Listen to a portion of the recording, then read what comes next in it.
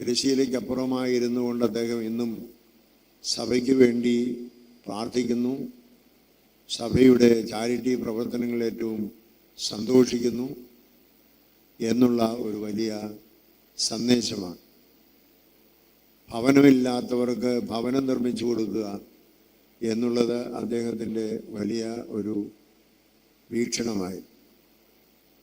അത് തന്നെ പ്രത്യേകമായി കണക്കിലെടുത്തുകൊണ്ടാണ് സഹോദരൻ പദ്ധതി ഈ 3 വർഷത്തിനുള്ളിൽ, അതായത് 2028 ഡിസംബർ 31 മുമ്പ് 100 ഭവനങ്ങൾ അദ്ദേഹത്തിൻ്റെ നാമത്തിൽ വെച്ചു കൊടുക്കുവാനായിട്ട് തീരുമാനിച്ചിട്ടുള്ളത്.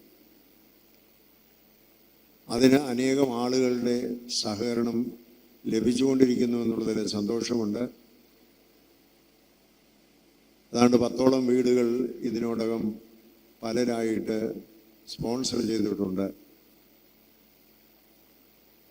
അതിനാദ്യത്തെ വീട്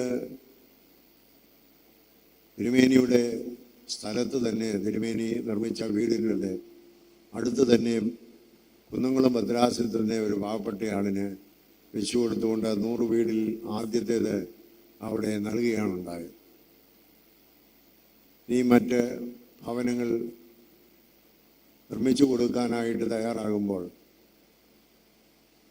ഇവിടെ ഒരു പ്രത്യേക ദൗത്യം നിർവഹിച്ച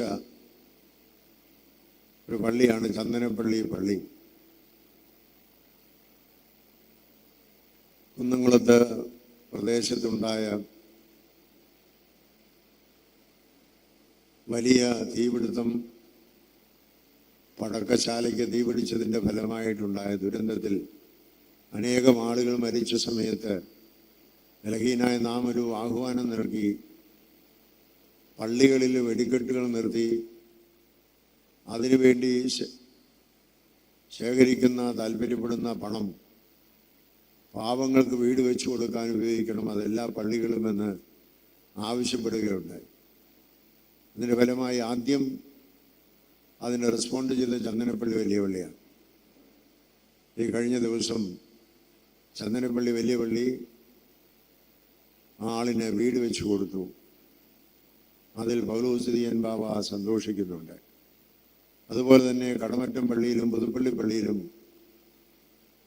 ആ സ്നേഹത്തിൻ്റെ ചലഞ്ച് ഏറ്റെടുത്തുകൊണ്ട് അവരും വീടുകൾ നിർമ്മിച്ചുകൊണ്ടിരിക്കുന്നു.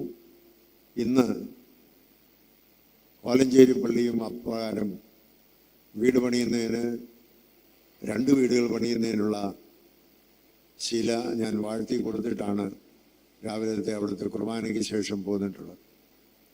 അതും സഹോദരൻ പദ്ധതിയിൽ ഉൾപ്പെട്ട് ചെയ്യാണ്.